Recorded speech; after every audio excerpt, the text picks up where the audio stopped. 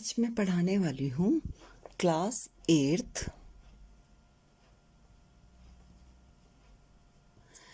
NCERT science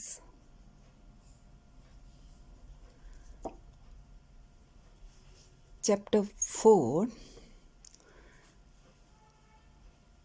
materials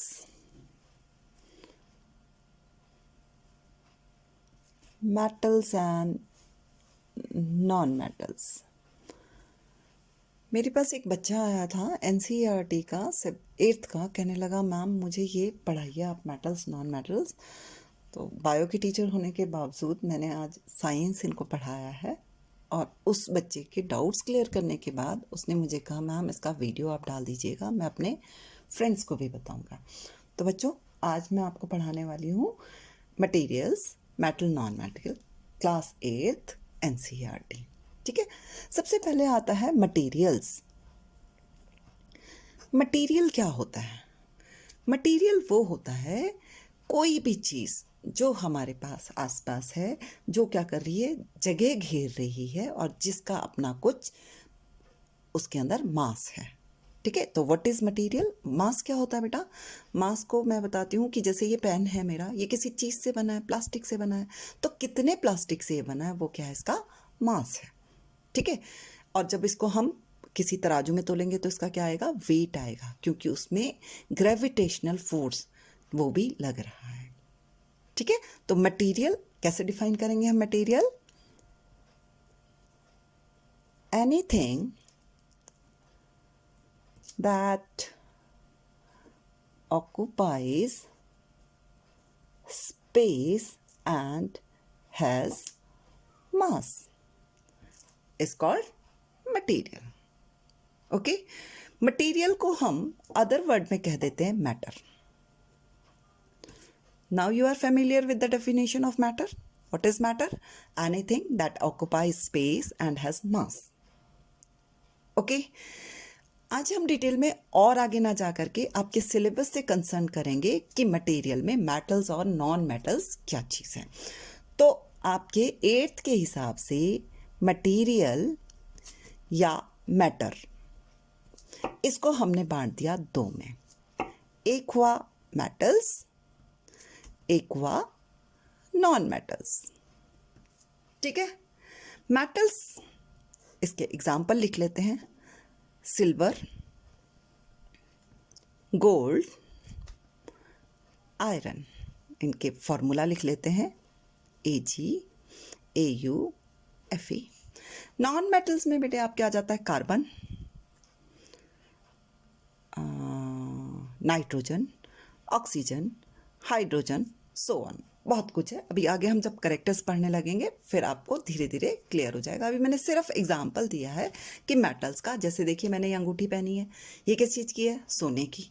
तो ये क्या है? मेटल। मैंने ये अंगूठी पहनी है, किस चीज़ की है? चांदी। ये क्या है? मेटल। सिल्वर, गोल्ड क्या है? हमारे मेटल्स हैं। अब इनके बारे में अगर हमें डिटेल पढ़ना है तो सबसे पहले पढ़ते हैं हम physical properties.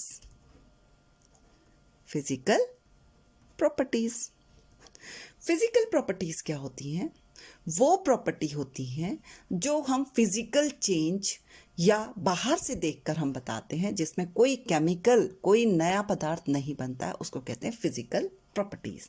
Means physical properties means related to the physical change. Physical change आपने पढ़ा था क्या? कि हमने पानी को ठंडा किया, क्या बना बेटा हमारा? बर्फ। ठीक है, और बर्फ को गर्म किया तब क्या बन गया हमारा? पानी। अब इसको हम उल्टा भी कर सकते हैं कि पानी को यहां से, ठीक है, क्या किया हमने? ठंडा किया, क्या बन गई? बर्फ। बर्फ को गर्म किया, क्या बना? Water.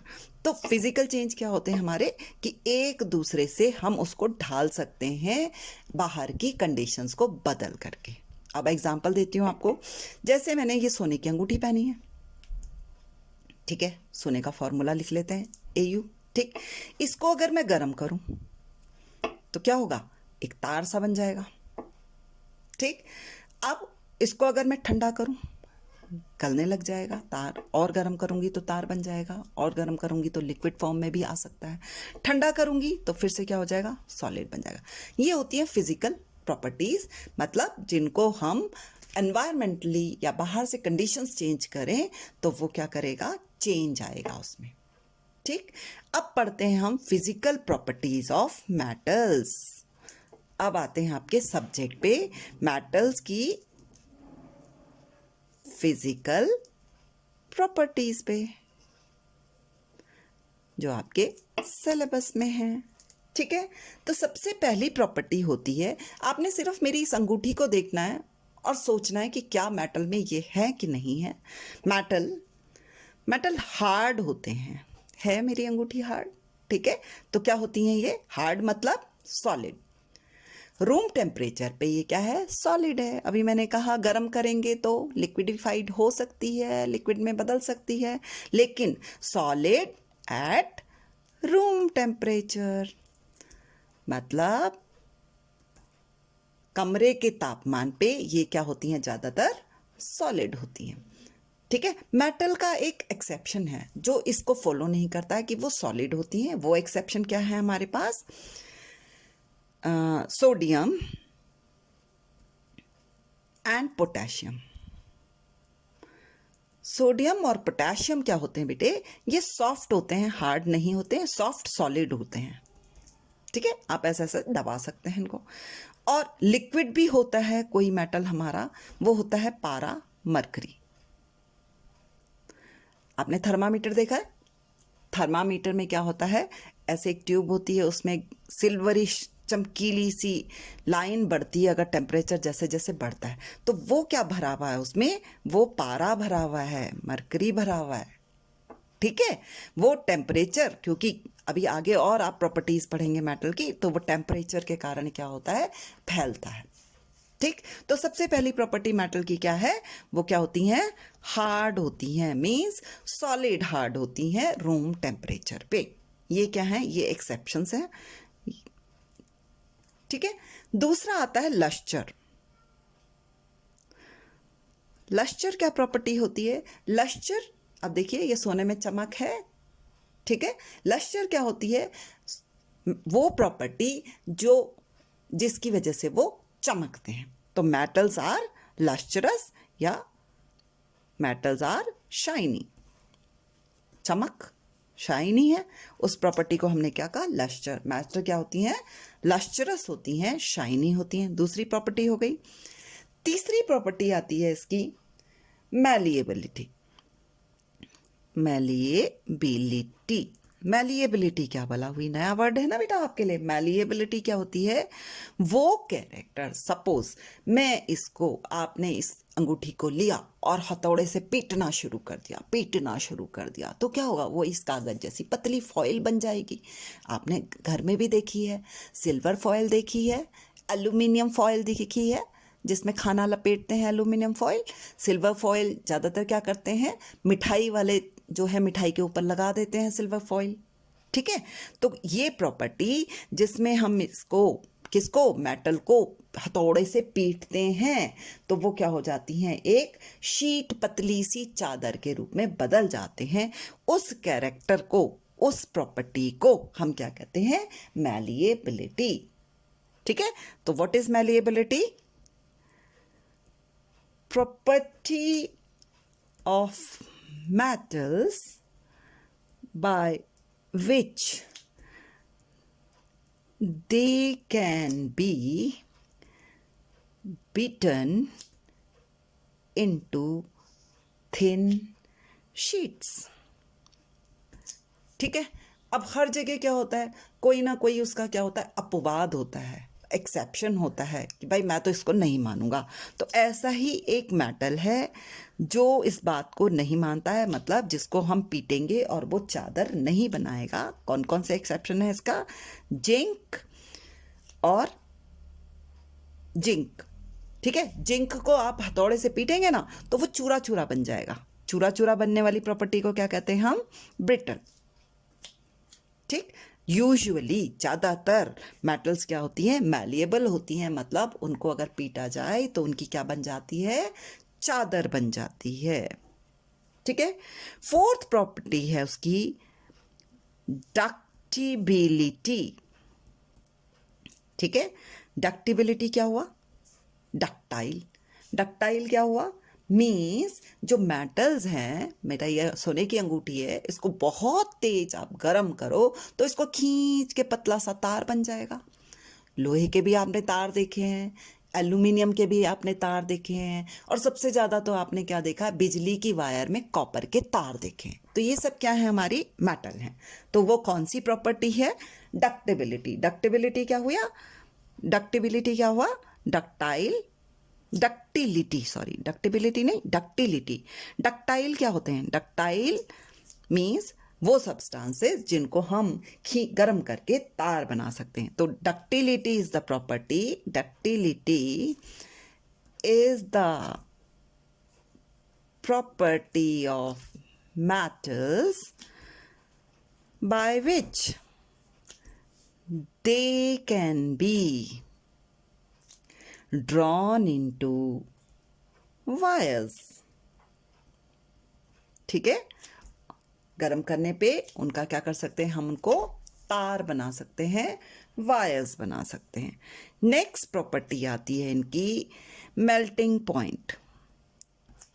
Melting point, melting point क्या हुआ, मेल्टिंग पॉइंट वो टेम्परेचर है, सपोज इसको आपने गरम किया और ये क्या हुआ, लिक्विड सोना बन गया। ठीक है। तो मैलिएबिलिटी क्या होता है, सॉरी मेल्टिंग पॉइंट क्या होता है, is the temperature at which metals starts melting, गलना शुरू हो जाएंगी उस टेम्परेचर पे, उसको क्या कहते हैं, मेल्टिंग पॉइंट। अब इस सोने को आप अगर गैस पे गर्म करेंगे ना तो ये क्या होगा, ये नहीं गलेगा। ठीक है। इसके लिए बहुत ज़्यादा आपको गर्म करना पड़ेगा। ठीक है। तो इसलिए metals have high melting point, बहुत ज़्यादा उनको गलाने के लिए क्या चाहिए, हमें टेम्परेचर चाहिए। तो मेटल्स का क्या होता है, हाई मेल्टिंग पॉइंट होता है। नेक्स्ट है बॉइलिंग पॉइंट, सिमिलर। ठीक है। जिस टेम्परेचर पे कोई चीज़ क्या करनी शुरू होती है, उबलनी शुरू हो जाती है, उसको क्या कहते हैं हम, बॉइलिंग पॉइंट। ठीक है। तो बॉइलिंग पॉइंट की डेफिनेशन क्या होगी, is the temperature at which anything starts boiling, उबलना शुरू हो जाएगी। ठीक है। अब अगर आप इसको, ठीक है, गरम करें तो उबलेंगी कैसे, जब बहुत ज़्यादा टेम्परेचर होगा।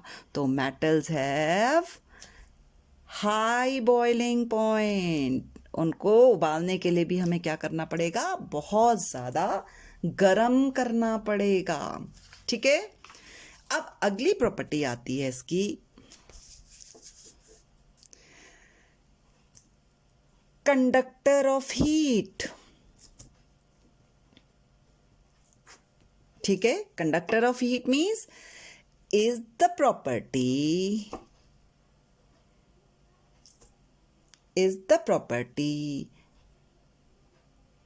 by which anything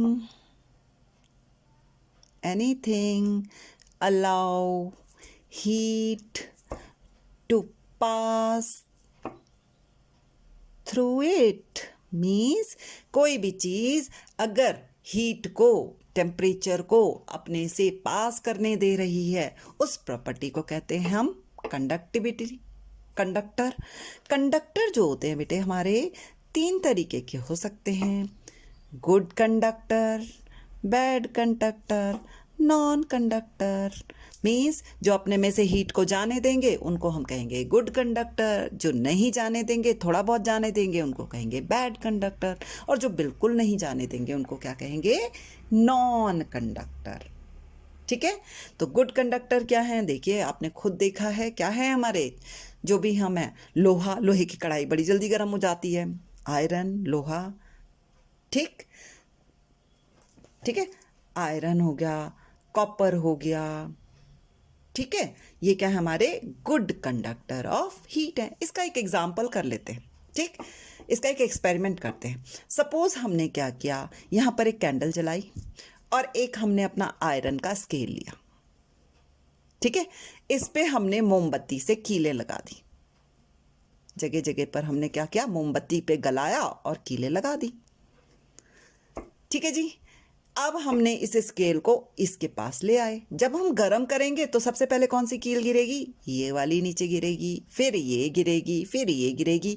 मतलब इसने इसकी हीट को अपने से आगे जाने दिया, उसको कहते हैं कंडक्टर। तो metals are good conductor of heat, ठीक है, समझ में आ गया। आगे चले, अब आता है conductor of electricity.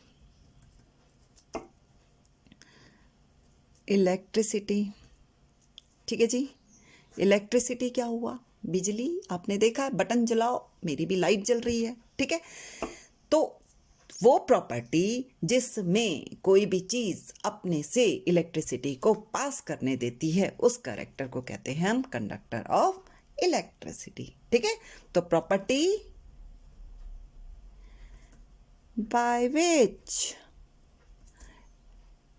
anything allow electricity to pass through it, ठीक है जी, बिजली को अपने से जाने देंगी। इसमें भी हम क्या कर सकते हैं, तीन तरीके के बना सकते हैं कंडक्टर ऑफ इलेक्ट्रिसिटी मेटल्स में।